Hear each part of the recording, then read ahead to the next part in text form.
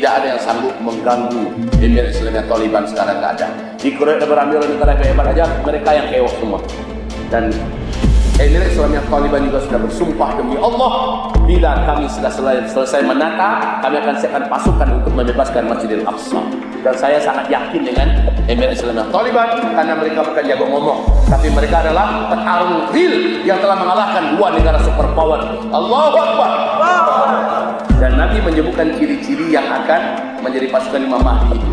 Mereka jangkung-jangkung, mereka kurus-kurus, pakaian mereka begini, sorban mereka begini, mereka memiliki hati sekuat gunung, dan mereka tidak pernah dikalahkan. Mereka selalu mengalahkan, dan mereka berbendera hitam bertuliskan La ilaha Muhammad Rasul. Dan itu ada pada ini Turki. Bisa jadi Turki nanti gabung dengan mereka. Hamas gabung dengan mereka, mereka bergabung dengan Turki, mereka bergabung dengan Hamas. Allahu a'lam. Cuma saya yakin sekali bahwa syarat Palestina dibebaskan adalah ketika Baitul Maqdis dijajah kembali. Saat itu kalian akan membebaskannya, kata Rasulullah. Dan 2018 penjahat yang bernama Donald Bebek dari Amerika Serikat. Setuju Donald Bebek? Ya, jangan Donald Trump dah, Donald Bebek. Dengan sombong mengklaim bahwa Yerusalem adalah ibu kotanya Israel. Lalu 123 negara dipimpin oleh Turki menyatakan penolakan dan kemarahan. Tak peduli si Donald Bebek ini. Dia teruskan, bahkan dipindahkannya kedutaan besar Amerika Serikat yang ada di Israel, di Tel Aviv, dipindahkannya ke Yerusalem. Sejak itu resmi Baitul Maqdis Yerusalem dikuasai kembali oleh musuh. Dan disinilah dia nanti kamu akan bebaskan Baitul Maqdis di akhir zaman. Lalu Palestina akan mengumumkan berdirinya Khilafah Islamiyah. Ternyata Khilafah Islamiyah itu nanti di Palestina berdirinya, bukan di Jakarta. Apalagi 9. Kenapa orang Jakarta mencak-mencak? Kenapa orang-orang Indonesia yang sekuler takut? Khilafah ancaman Pancasila, ancaman terhadap NKRI, ancaman moyangmu. Ini nggak ada takutnya apa, nggak ada bahayanya apa-apa. Justru kata Rasulullah dan Allah sendiri berfirman, wujudnya Khilafah Islamiyah akan menunjukkan kedamaian paling sempurna di muka bumi. Bayangkan Pak, penjara aja kosong, saking baiknya dunia ketika itu. Tidak ada satu binatang buas di hutan yang mau mencelakai siapa saja. Bahkan serigala, rombongan serigala berjumpa dengan domba yang tercecer. Mereka akan giring domba itu bergabung kembali di komunitasnya, lalu serigala kembali ke tengah hutan. Saking damainya hidup di fase kelima. Harta kekayaan yang ada di muka bumi muncul ke permukaan, sehingga orang tidak perlu pakai tambang-tambang lagi. Orang mengambil dengan mudah. Semua orang kaya, zakat tidak akan ada lagi yang menerima. Jangankan zakat, hadiah emas 2 genggam telapak tangan dikasih.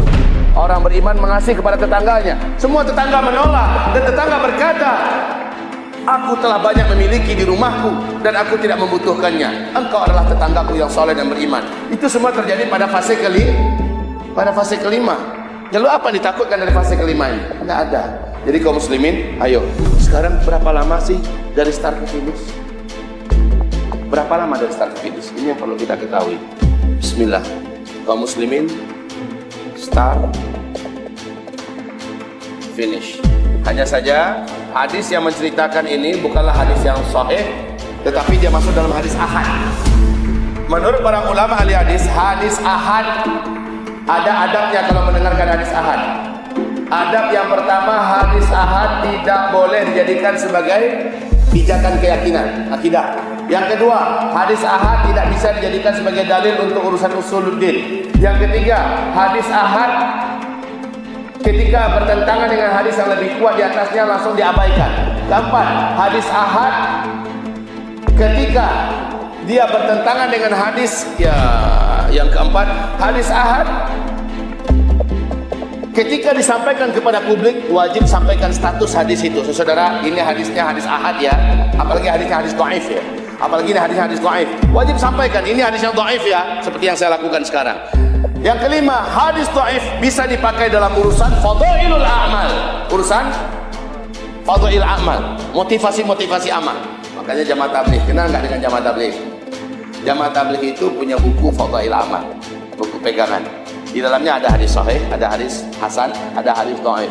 Hadis dhaif bisa dipakai dalam urusan fadhail amal. Maka kitab itu tidak masalah menjadi rujukan untuk amalan. Yang keenam, hadis dhaif masih perkataan Rasulullah. Ini kesepakatan para ulama ahli hadis, masih perkataan Rasulullah. Maka siapa saja yang mengejek, menghina, melecehkan hadis dhaif, pada hakikatnya dia mengejek dan menghina Rasulullah sallallahu alaihi wasallam. Jadi perkataan Rasulullah tetap lebih dimuliakan daripada perkataan kiai, ustaz, dai, habib, buya, ulama. Perkataan Rasulullah walaupun hadis yang dhaif. Kenapa hadis dhaif masih perkataan Rasulullah?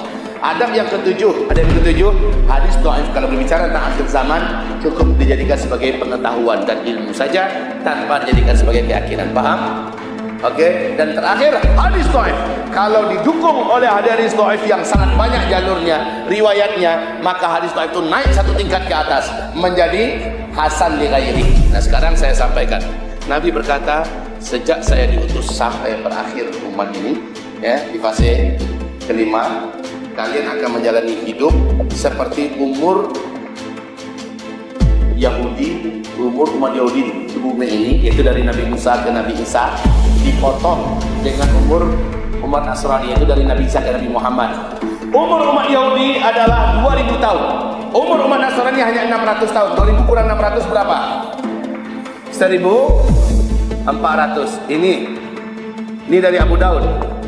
Nabi mengatakan umur umatku adalah umur umat Yahudi dikurangi umur umat Nasrani, hasilnya 1400 Hijriah. Ya.